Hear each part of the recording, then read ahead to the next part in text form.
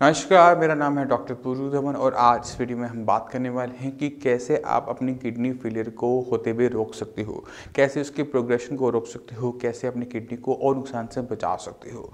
एक kidney failure patient के लिए बहुत ज़्यादा ज़रूरी होता है अपनी दिक्कत को समझना कि उसकी किडनी किस वजह से ख़राब हो रही है, क्योंकि अगर किडनी फेलियर का पेशेंट अपनी इस दिक्कत को समझ लेता है कि उसकी किडनी किस वजह से ख़राब हो रही है, इसका मतलब ये होता है कि जो मेन कल्प्रिट है, जो आपकी किडनी को सबसे ज़्यादा नुकसान पहुँचा रहा है, उसको कंट्रोल में लेकर आना। क्योंकि किडनी फेलियर के जो मेन कॉजेज होते हैं वो बहुत सिंपल से होते हैं। वो सुनने में ऐसा लगता है अरे ये तो किडनी खराब ही नहीं कर सकती। उसमें सबसे पहले आता है आपका बढ़ा हुआ बीपी। ये बीपी आपका थोड़ा सा एलिवेटेड हो सकता है कि आपको बहुत लंबे टाइम से सब बीपी की दिक्कत थी और बीपी आपका 130-90 रहा करता था। ये जो 90 है, ये 80 से जो 90 हुआ ये मामूली से बड़ा है, मगर अगर ये बहुत लंबे टाइम तक बढ़ा रहता है तो इसका असर आपकी किडनी पे देखा जा सकता है। तो अगर आपको पता था कि आपकी किडनी बीपी की वजह से ख़राब हो रही है तो आपको बीपी पे काम करना पड़ता है, उसको नॉर्मल लेकर आना पड़ता है। क्योंकि अगर आपका बीपी अभी भी 130-90 बना हुआ है, इसका मतलब ये होता है कि हर सेकंड जब भी आपका हार्ट बीट करता है, ब्लड आपकी किडनी में जाता है और वो हाई ब्लड प्रेशर के साथ जब वो एंटर करता है आपकी किडनी में, तो आपकी किडनी में के अंदर जो छोटी छोटी कैपिलरीज होती हैं जो खून लेके जा रही होती है, उसको डैमेज पहुंचना शुरू होता है और ये डैमेज हर सेकंड चल रहा है। तो अगर आप कुछ भी नहीं भी करते और सिर्फ अपने किडनी फेलियर की कॉज को, कारण को, बीपी को कंट्रोल में कर लेते हैं, तो इसका मतलब ये होता है कि ये जो डैमेज चल रहा था किडनी के अंदर वो वहीं पर रुक जाता है। इसका मतलब ये होता है कि जो लेवल आपके अगर हो भी गए हैं, बढ़ भी गए हैं, 3-4 भी हो गया है, 5-6-7 कुछ भी हो सकता है, वो वहीं पर स्टेबल हो जाएगा, वो वहाँ से बढ़ेगा नहीं, क्योंकि अब किडनी को नुकसान नहीं हो रहा। किडनी जितना काम कर रही है उतना वो काम उसका प्रिजर्व हो गया है, वो और ख़राब नहीं होगा। इसका बाद शुरू हो सकता है आपका ट्रीटमेंट की किस तरह से किडनी की फंक्शनिंग हम वापस लेकर आ सकते हैं, उसको हम आगे वीडियो में बात करेंगे। तो अगर आप किडनी फेलियर के पेशेंट हैं और किडनी फेलियर को रोकना चाहते हैं कि ना हो, अगर हो रहा है रुक जाए, वहीं रुक जाए, आगे ना बढ़े, तो सबसे पहला काम होता है अपनी किडनी फेलियर के पीछे जो कारण है, चाहे वो बीपी है, शुगर है, चाहे वो आपका एलोपैथिक मेडिसिन की वजह से किडनी खराब हो रही है, तो उसको आइडेंटिफाई करना कि हाँ इस वजह से मेरी किडनी खराब हो रही है। उसमें छोटे छोटे रूल्स आप यूज़ कर सकते हैं कि अगर किडनी में आपको श्रिंकेज मिल रही है तो हो सकता है कि बीपी की वजह से आपकी किडनी खराब हो रही हो। अगर आपको बहुत लंबे टाइम से डायबिटीज़ रहा है, इसका मतलब ये है कि आपकी किडनी डायबिटीज़ की वजह से खराब हो सकती है, डायबिटिक नेफ्रोपैथी हो सकती है। अगर आप बहुत लंबे टाइम तक पेन किलर खाते रहे, अपनी मर्जी से खाते रहे, या बहुत ज़्यादा एंटीबायोटिक आपने खाई हैं, बहुत ज़्यादा आपने एलोपैथिक मेडिसिन खाई है, तो हाँ वो एक बहुत बड़ा कारण हो सकता है आपकी किडनी फेलियर का। एक बार आप उसे आइडेंटिफाई कर लेते हैं, पहचान लेते हैं कि हाँ मेरी किडनी इस वजह से ख़राब हुई है, उसको आप मॉनिटर करना शुरू करो। अपने बीपी को नॉर्मल रेंज में लेकर आओ, अपनी शुगर को नॉर्मल रेंज में लेकर आओ, क्योंकि अगर ये दोनों चीज़ें कंट्रोल में रहेंगी तो कम से कम ये हो जाएगा कि आपकी किडनी को और फर्दर नुकसान नहीं होगा। इसके बाद ज़रूरी होता है कि अपनी बैड हैबिट्स को छोड़ना, क्योंकि किडनी फेलियर के पेशेंट के अंदर आपको पता है कि किडनी खराब हो रही है और आपको कई तरह की बैड हैबिट्स है, अल्कोहल लेते हो, स्मोकिंग करते हो, या तंबाकू खाते हो, या फिर आप कॉफ़ी ज़्यादा पीते हो, या आप बहुत ज़्यादा नशा करते हो, तो इन सब चीज़ों को छोड़ना पड़ता है क्योंकि इसका असर पे आपकी किडनी पर आना पड़ेगा। अगर आप इन चीज़ों को समझते हैं कि ये आपकी किडनी को नुकसान नहीं पहुँचाएंगे तो ये पेशेंट के लिए सबसे बड़ी गलती होती है। पेशेंट को लगता है कि इससे कुछ नहीं होगा, मगर ऐसा देखा जाता है कि अगर पेशेंट कॉफ़ी ज़्यादा इंटेक करता है या फिर अपना तंबाकू ही खाता रहा है लंबे टाइम तक, उसकी भी किडनी को फेल होते हुए देखा गया है, क्योंकि इन चीज़ों की वजह से आपका बीपी बढ़ा रहता है। तो जितने भी किडनी फेलियर के पेशेंट होते हैं उनको हम यही एडवाइस करते हैं कि अगर कोई भी बैड हैबिट आप करते हैं, कुछ भी आपके पास कोई बैड हैबिट्स है, उसको आपको आज की डेट में छोड़ना पड़ेगा, तभी आप साइंस इंजीनियरिंग आगे ट्रीटमेंट कंटिन्यू कर पाओगे, तभी आपको ट्रीटमेंट मिलता है यहाँ से। इसके बाद बहुत ज़्यादा ज़रूरी हो जाता है डाइट, क्योंकि डाइट का जो रोल होता है किडनी फेलियर पेशेंट के लिए बहुत ज़्यादा ज़रूरी होता है। क्योंकि इसे समझना मुश्किल नहीं है कि हमने आपकी बॉडी के अंदर का एनवायरनमेंट कंट्रोल करना है, हमने बॉडी के अंदर वेस्ट मटेरियल को कंट्रोल करना है, हमने डाइट से इस चीज़ को किया जा सकता है। जब आपकी किडनी कम काम कर रही होती है तो बॉडी में से वेस्ट मटेरियल जा नहीं रहा होता, बाहर की तरफ नहीं जा रहा होता, और अगर आप ऊपर से आप डाइट से लेते रहेंगे तो क्या होगा, बॉडी में वो चीज़ इकट्ठी होनी शुरू हो जाएगी। तो अगर एक किडनी फेलियर का पेशेंट अपनी डाइट के बारे में बहुत अच्छी तरीके से जानता है कि मैं ये खाऊंगा तो मेरी बॉडी में ये होगा, मैं ये खाऊंगा तो ये होगा, तो उससे पेशेंट को अपनी बॉडी के अंदर के एनवायरनमेंट को कंट्रोल करने में बहुत ज़्यादा हेल्प मिलती है। वो अपनी बॉडी के अंदर क्रिएटिनिन को कंट्रोल कर सकता है, पोटेशियम को कंट्रोल कर सकता है। तो वो उस चीज़ को कंट्रोल करने के लिए हमें डाइट को समझना भी पड़ेगा। थोड़ा सा आपको आइडिया दे देता हूँ, बाकी आप हमारी दूसरी वीडियोज़ जो हम साइंस इंजीनियरिंग चैनल पर हमने बना रखी हैं डाइट से रिलेटेड, उसको देखकर आप काफ़ी अच्छी नॉलेज ले सकते हैं डाइट की। तो अगर एक किडनी फेलियर का पेशेंट चाहता है कि उसकी बॉडी के अंदर क्रिएटिनिन कंट्रोल हो जाए, तो पेशेंट को प्रोटीन अपना बदलना पड़ता है। प्रोटीन या तो बंद करना पड़ता है या फिर बदलना पड़ता है। हम पेशेंट को एडवाइस करते हैं कि आप उसको सही तरीके से गाइडेंस के अंदर कंट्रोल करो, क्योंकि प्रोटीन जो होता है हमारी बॉडी का बिल्डिंग ब्लॉक है।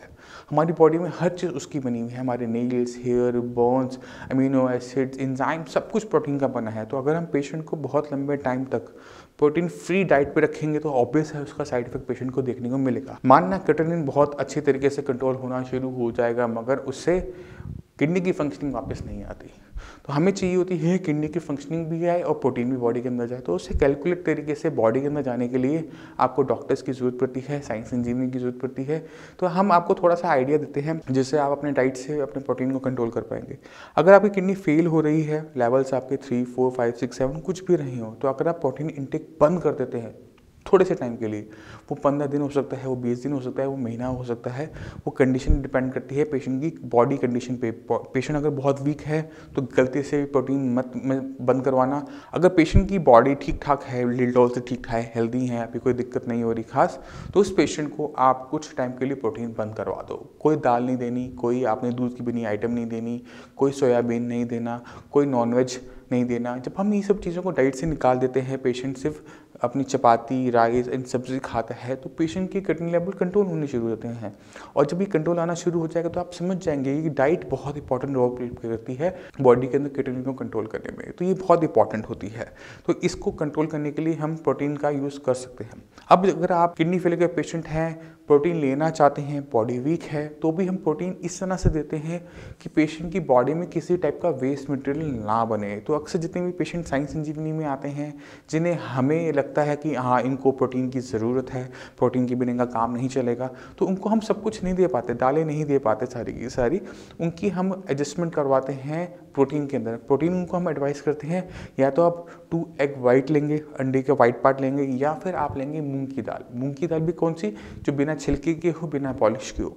अगर पेशेंट इसको सही तरीके से अमाउंट को लेना शुरू करता है ना, बॉडी में किसी टाइप की डेफिशिएंसी तैयार होती है। ये नहीं होगा कि बॉडी के अंदर कुछ दिक्कत आनी शुरू होगी, कुछ नहीं होगा, बल्कि आपकी जो क्रिएटिनिन लेवल है वो भी बहुत अच्छे तरीके से कंट्रोल में आने शुरू हो जाते हैं। क्योंकि जब साइंस इंजीनियरिंग पेशेंट आया, वो अगर सही तरीके से प्रोटीन का इंटेक कर रहा है, सही टाइप का प्रोटीन इंटेक कर रहा है, तो उसका फ़ायदा एक पेशेंट को और भी मिलता है। जब हम किडनी फंक्शन रिसोर्सिंग ट्रीटमेंट साथ में चलाते हैं, जो किडनी की फंक्शनिंग पे काम करता है, तो किडनी की फंक्शनिंग में काम करने की वजह से अगर मान लो हम ये जो एग दे रहे हैं या जब मूंग की दाल दे रहे हैं, इससे क्रिएटिनिन डाउन नहीं भी होता, तो भी वो किडनी की फंक्शनिंग बढ़ने से बॉडी से बाहर चला जाता है और आपके लेवल्स आपकी रिपोर्ट्स में बहुत अच्छी तरीके से सुधरते हुए नजर आ जाते हैं। तो इसे समझना और प्रोटीन को समझना बहुत ज़्यादा ज़रूरी है कि प्रोटीन किस केस में देना है, किस केस में नहीं देना, देना है तो कितना देना है और किस टाइप का देना है। अगर किडनी फेलियर का पेशेंट इसको कंट्रोल में समझ जाता है अच्छी तरीके से, तो कम से कम अपने क्रिएटिनिन पे बहुत अच्छी कंट्रोल वो लेकर आ सकता है। इसी तरह से डाइट से आप कंट्रोल कर सकते हैं अपनी बॉडी के अंदर पोटेशियम के लेवल्स, क्योंकि किडनी फेलियर के पेशेंट के अंदर पोटेशियम एक बहुत बड़ी चीज़, बहुत खतरनाक चीज़ होती है। अगर ये लेवल कंट्रोल में है तो कोई दिक्कत वाली बात नहीं है, मगर अगर इसके लेवल बढ़ना शुरू हो जाते हैं, इसके लेवल 5+ जाना शुरू करते हैं, तो पेशेंट के लिए खतरनाक हो सकता है। अगर क्रिएटिनिन हो सकता है कि आपका 3 या 4 हो, मगर अगर पोटेशियम अगर 7 के लेवल को टच करना शुरू कर देता है तो आपको बहुत जल्दी डायलिसिस पर जाना पड़ता है। तो पेशेंट को अवॉइड करना चाहिए अपनी बॉडी के अंदर high potassium fruits and vegetables. अभी high potassium fruit and vegetables क्या होते हैं, इसके लिए साइंस इंजीनियरिंग ने हमने एक छोटा सा रूल बना रखा है कि कोई भी आप जड़ वाली सब्जी नहीं खाओगे। यानी कोई भी सब्जी जब आप लेने जाते हो, मार्केट में जाते हो, देखते हो कि सब्जी मैं खा लेने के लिए गए, तो अगर जब सब्जी ज़मीन के नीचे लगती है तो उसको आपने अवॉइड करना होता है। जैसे आलू, शकरकंदी, अरबी, अपनी शलगम, तो ये सब्जियाँ आपने अवॉइड करनी है। सिर्फ 3 सब्जियाँ ऐसी हैं जो ज़मीन के नीचे लगती हैं और आप खा सकते हो, वह है गाजर, मूली और प्याज। ये 3 सब्जी याद रख लो, ये आप खा सकते हो। बाकी कोई भी सब्जी जो ज़मीन के नीचे लगती है आप नहीं खा सकते। इसके बाद जो भी सब्जी लीफी होती है, पत्तेदार होती है, वो आपने नहीं खानी होती। चाहे पालक है, बथुआ है, मेथी है, धनिया है, पुदीना है, इनकी चटनियाँ बनी हुई हैं, वो आपने किसी भी फॉर्म में नहीं लेनी। तो अगर पेशेंट इन चीज़ों को समझ जाता है कि मैंने ये वाली वेजिटेबल्स नहीं खानी है, तो बॉडी के अंदर अब जो वेजिटेबल्स आएंगी वो लो इन पोटेशियम होगी। और लो पोटेशियम वेजिटेबल्स को याद रखने के लिए एक छोटा सा रूल अभी हमने बना रखा है कि जो भी सब्जी किसी पौधे पे या किसी बेल पे फल की तरह लगती है, उसको आप ले सकते हो। चाहे वो बैगन हो, टमाटर हो, भिंडी हो, घिया, तोरी, परवल, पेठा, करेला, अपना पेठा, ये जो सब्जियां हैं ये सारी की सारी आप इजीली इनटेक कर सकते हैं। इसमें पोटेशियम कुदरती रूप से कम होता है, नेचुरल वे में कम होता है। तो इससे आपकी किडनी को कम से कम काम करना पड़ेगा, कम से कम पोटेशियम बॉडी में जाएगा, तो कम से कम आपकी बॉडी पे इसका बुरा इम्पैक्ट मिलेगा। इसी तरह से आप फ्रूट्स पे भी कंट्रोल कर सकते हो। फ्रूट्स में आपको कुछ फ्रूट्स को छोड़ना होता है जो हाई पोटेशियम होते हैं, और ये गिने चुने ही होते हैं। बनाना, कीवी, एवोकाडो, ड्राई फ्रूट्स, खजूर, नारियल, ये 6 फ्रूट्स आप छोड़ दो। इसके अलावा जो भी फ्रूट्स हैं वो आप खा सकते हो। मगर बॉडी के अंदर जब किडनी ख़राब हो रही होती है, एक दिक्कत हम और देखते हैं, वो है बॉडी के अंदर एसिड की एक्यूमुलेशन। क्योंकि किडनी काम नहीं करी, बॉडी में से जो आपका एसिड है वो बाहर नहीं जा रहा होता, तो वो एसिड बॉडी में बनने के कारण बॉडी का जो पीएच है वो गिरना शुरू कर देता है। ब्लड का पीएच एसिडिक हो जाता है। तो अगर हम ऐसे फ्रूट खाएंगे जो एसिडिक होते हैं, जिनके अंदर सिट्रिक एसिड होता है, एस्कॉर्बिक एसिड होता है, तो ये माना जाता है कि इससे आपका बॉडी का पीएच और डाउन हो जाता है। तो ऐसे फ्रूट्स हमें अवॉइड करने होते हैं। तो जो भी सिट्रस फ्रूट होते हैं, जैसे आपके मैंगो है, आपका ऑरेंजेस है, मौसमी है, कीनू है, इन सबको अवॉइड करें। इसके अलावा आप ले सकते हैं पाइनएप्पल ले सकते हैं, एप्पल ले सकते हैं, पपाया ले सकते हैं, चीकू ले सकते हैं, ग्रेप्स ले सकते हैं, स्ट्रॉबेरी ले सकते हैं। मगर इनके अंदर भी साइज़ कितनी अमाउंट में आप ले रहे हैं वो फिक्स्ड होता है। तो किडनी फेलियर के पेशेंट को हम ये बताते हैं साइंस इंजीनियरिंग में कि आपने 1 कप ऑफ फ्रूट्स लेने हैं, यानी 1 कप आप पपाया ले सकते हैं, 1 कप आप खरबूज ले सकते हैं, 1 कप आप तरबूज ले सकते हैं। तो ये कप में आप उसको मेज़र कर सकते हैं, या फिर 1 कप अंगूर ले सकते हैं। तो क्वांटिटी आपकी फिक्स होगी ना, कितनी अमाउंट में आपने खाना है। इसी तरह से अगर आप 1 कप की जगह आप ले सकते हैं, 1 एप्पल ले सकते हैं, 1 गुआवा ले सकते हैं, 1 नाशपाती ले सकते हैं। तो वो अप्रोक्सीमेट सेम साइज़ है। तो इस तरह से आप उसको मेज़र कर भी आराम से ले सकते हैं। इससे क्या होता है, फ्रूट्स भी चले गए, फ्रूट्स की ताकत भी चली गई, और आपको किसी टाइप का नुकसान नहीं होता। तो ये तो रही बेसिक्स आपके डाइट से कैसे आप अपनी किडनी फेलियर पेशेंट के अंदर क्रिएटिनिन को और पोटेशियम को कंट्रोल कर सकते हो। इस टॉपिक के ऊपर, डाइट के टॉपिक के ऊपर साइंस इंजीनियरिंग ने बहुत सारी वीडियोस बना रखी हैं जो आपको इस चैनल पर देखने को मिल जाएंगी। आप उसे तमाम वीडियोस को आराम से बैठ के देखिएगा, समझिएगा। कोई दिक्कत हो तो आप मुझसे आकर मिल भी सकते हैं, नंबर आपके स्क्रीन पे चल रहे हैं, आप आके मिल सकते हैं। अब हम चलते हैं और ऐसी चीज़ें जिसको आपको ध्यान रखकर आप किडनी फेलियर की दिक्कत को वहीं पर स्टॉप कर सकते हो। वो है अवेयरनेस, नॉलेज। क्योंकि किडनी फेलियर की कॉजेज़ के बारे में हम पहले बात कर चुके हैं कि एक किडनी फेलियर पेशेंट को अपनी बीमारी के बारे में पता होना चाहिए कि उसको क्या दिक्कत हो रही है जिसकी वजह से किडनी ख़राब हो रही है। एक बार आप उसे आइडेंटिफाई कर लेते हो तो दूसरा स्टेप जो होता है वो होता है ट्रीटमेंट का, कि आप क्या मेडिसिन ले रहे हो, क्या इनटेक कर रहे हो, क्या उससे आपकी किडनी ठीक हो जाएगी, क्या उससे किडनी की फंक्शनिंग वापस आएगी। तो ये चीज़ आपको समझना पड़ेगा। तो आपको क्या करना पड़ेगा, आपको अपना प्रिस्क्रिप्शन निकालना पड़ेगा जो आप मेडिसिन से ऑलरेडी ले रहे हैं, और उस आप प्रिस्क्रिप्शन की आपने करनी है ऑटोप्सी। उसको आप खोल के देखिए कि अगर मुझे कैल्शियम दिया जा रहा है तो आपको पता होना चाहिए कि कैल्शियम डॉक्टर क्यों रखते हैं। अगर आपको विटामिन डी के सेशे चल रहे हैं तो आपको पता होना चाहिए कि ये विटामिन डी का सेशे मुझे कैसे फ़ायदा करेगा। अगर ये यहाँ पे मेडिसिन रखी गई है बीपी की, तो आपको पता होना चाहिए कि बीपी की मेडिसिन लेने के बाद क्या मेरा बीपी कंट्रोल में हो रहा है, नहीं हो रहा। क्या अगर शुगर की मेडिसिन ले रहा हूँ तो मेरा क्या आपके शुगर कंट्रोल में रह रही है या नहीं रह रही। तो अगर आप इन चीज़ों को आइडेंटिफाई करते हैं और देखते हैं कि ये चीज़ें आपकी किस तरह से आपको बेनिफिट करती है, क्या कोई मेडिसिन ऐसी है जो मेरी किडनी पे काम कर रही हो। क्योंकि अगर आप प्रिस्क्रिप्शन एक किडनी फेलियर का उठा के देखते हो तो उस पर आपको तमाम मेडिसिन मिल जाती हैं, उसमें 10-12 मेडिसिन आपको मिल जाएगी, मगर शायद ही कोई ऐसी मेडिसिन होती है जो पेशेंट की किडनी की फंक्शनिंग पे काम कर रही है। कोई भी मेडिसिन ऐसी अभी एलोपैथी में नहीं बनी जो किडनी की फंक्शनिंग को बूस्ट कर पाए। तो अभी तो नहीं है, बट फ्यूचर में ज़रूर आ जाएगी। बट अभी फ़िलहाल एलोपैथी के अंदर इस चीज़ की डेफिशिएंसी है, वहाँ का उसकी कमजोरी है, माइनस पॉइंट है। यहीं पर आयुर्वेद का प्लस पॉइंट हो जाता है, क्योंकि आयुर्वेद में ये जो मेडिसिन होती हैं जो किडनी पे वर्क करती हैं वो बहुत अच्छी हैं। तो हमें कुछ पार्ट वहाँ से लेना पड़ता है, कुछ पार्ट यहाँ से लेना पड़ता है। जब हम दोनों ही ट्रीटमेंट को साथ में कंबाइन कर देते हैं तो पेशेंट के जो लेवल्स होते हैं क्रिएटिनिन के, यूरिया के, वो आप सडनली डाउन होते हुए देख सकते हैं कि जो लेवल्स आपके ट्रीटमेंट लेने के बाद भी धीरे धीरे धीरे बढ़ रहे थे, सडनली ट्रीटमेंट स्टार्ट करने से, साई संजीवनी का किडनी फंक्शन रिएसोसिएशन ट्रीटमेंट स्टार्ट करने से वो डाउन होने शुरू हुए। वो डाउन इसलिए होने शुरू होते हैं क्योंकि साई संजीवनी में इस चीज़ का ध्यान रखा जाता है कि पेशेंट के अंदर वो जो क्रिएटिनिन है, यूरिया है, कम से कम अमाउंट में बने और साथ में किडनी की फंक्शनिंग बूस्ट करने से वो बाहर भी जाना शुरू कर दे। चाहे वो प्रोटीन के कंट्रोल से हो, पोटेशियम के कंट्रोल से हो, चाहे आपको हम जो पूरा डाइट चार्ट देते हैं, समझाते हैं कि क्या खाना है क्या नहीं खाना, उससे हो, चाहे वो किडनी की फंक्शनिंग बढ़ा के, तो पूरा ध्यान रखा जाता है कि पेशेंट के जो लेवल्स हैं वो नीचे की तरफ आने शुरू हो जाने चाहिए। क्योंकि एक बार आपकी किडनी फेलियर की दिक्कत बढ़ने से रुक जाती है, वो रिवर्स में आनी शुरू हो जाती है, तो कम से कम ये होता है कि पेशेंट को किसी भी एज का हो डायलिसिस की रिक्वायरमेंट नहीं पड़ती।